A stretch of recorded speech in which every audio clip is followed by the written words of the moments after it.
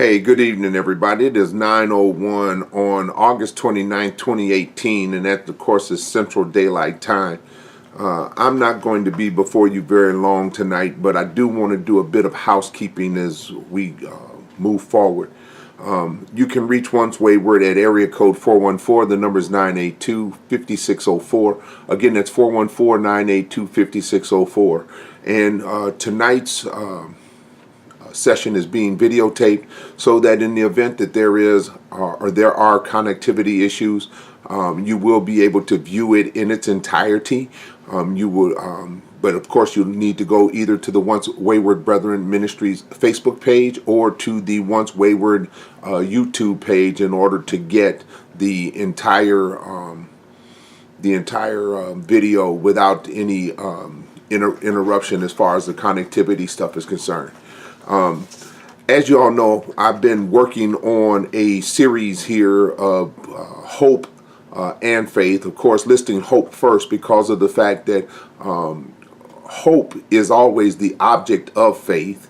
And so therefore wanted to make sure that we had some definitions and what have you, and that much I've done already. I did, one of the first ones was definition of hope, and then of course we said that faith is a combination of belief, trust, and confidence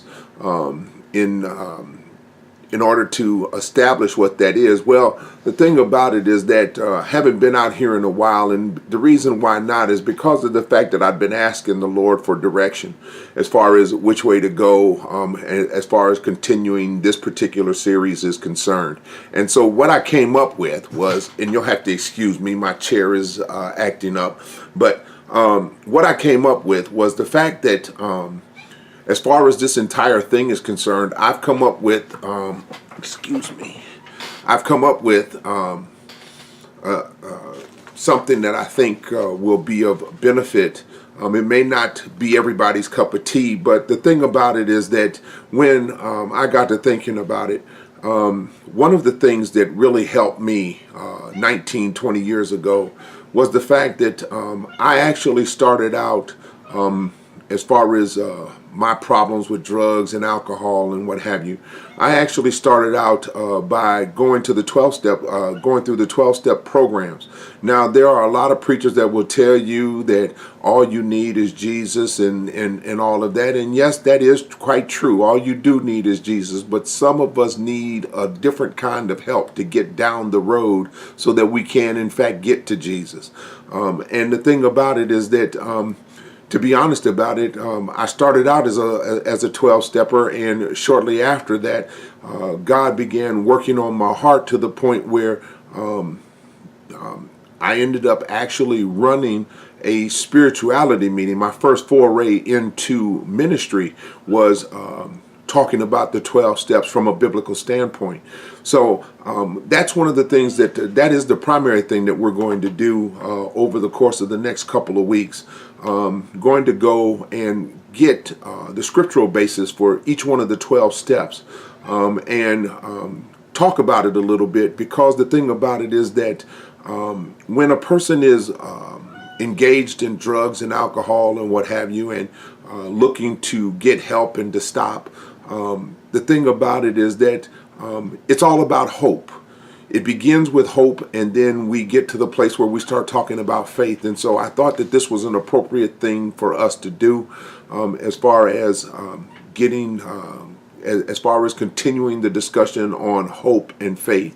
Again, like I said, I'm not going to be before you long tonight, but I just wanted to introduce the fact that for the next probably anywhere from 1 to 12 videos, depending on how deeply involved this gets, we're going to talk about each one of the 12 steps. But to give you a little background, for those of you that are actually struggling with drugs and alcohol, if you happen to be watching this, I need you to know that regardless of what it is that the current atmosphere is in your recovery programs and what have you, you need to understand that the 12-step program itself actually was founded by Dr. Bob, and of course you'll find him all throughout the the 12-step literature.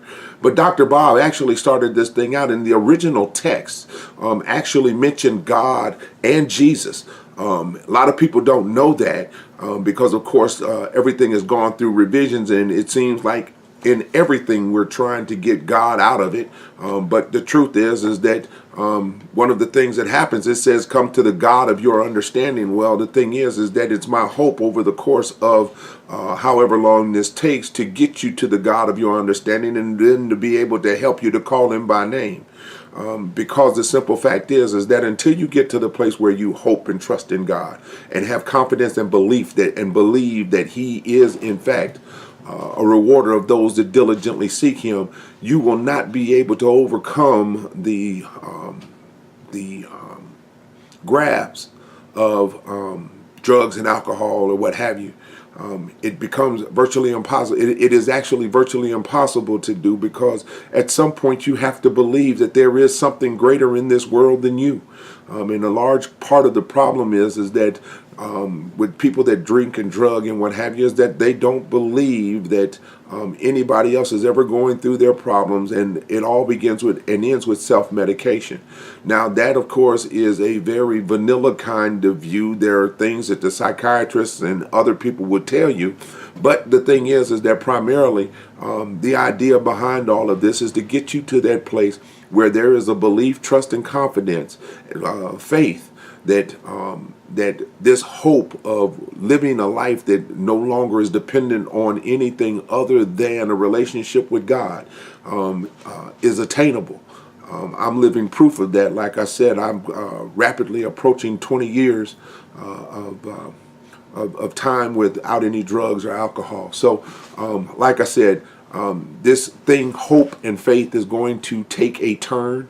We're going to start dealing with the 12-step and recovery, rehab, and what have you. Because again, regardless of anything else, whatever road it is that you take, it ought to lead you to a relationship with Christ.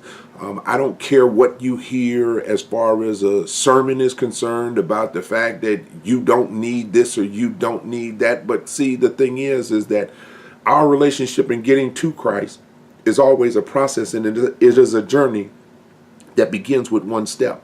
And in this particular case, some of us and some people need to actually take all 12 steps before they get to the place where they're actually able to trust and commit to a relationship with God. So again, as I said before, you'll be able to, all of this upcoming teaching, you will be able, all of it will be videotaped, and you will be able to find it on the Once Wayward Brethren Ministries Facebook page, as well as the Once Wayward YouTube page. Also, I would ask that each and every one of you that views, if you haven't done so already, that you follow us on the Once Wayward Brethren Ministries Facebook page and like us. And then also to go out to the Once Wayward YouTube page and to actually subscribe, so that way anytime we put any new content out there, that you get an opportunity, that you've been alerted and you have an opportunity to go out and watch it. Well, that's all I have for tonight. May God bless and keep you, and we'll be talking to you really soon, because God has really pressed this on my heart, how important this particular next set of steps are. So again, may God bless and keep you, and we'll talk to you later.